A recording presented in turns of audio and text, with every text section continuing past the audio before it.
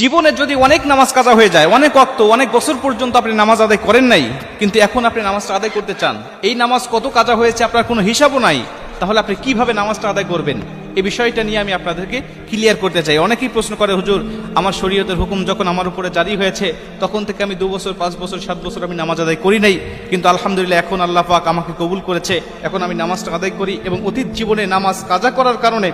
আমার ভিতরে অনুশোচনা আসছে, হুজুর নামাজগুলো আমি আদায় করতে চাই, কেমনে করে নামাজ আদায় করব? শুধু তওবা করলেই হয়ে যাবে নাকি আমাকে সেই নামাজগুলোকে হিসাব করে করে আমাকে পড়তে হবে? অনেকেই বলে, হুজুর হিসাব করা তো সম্ভব নয়, তাহলে কিভাবে নামাজটা আদায় করব? কারণ অল্প যদি ওয়াক্ত নামাজ কাজা হয়,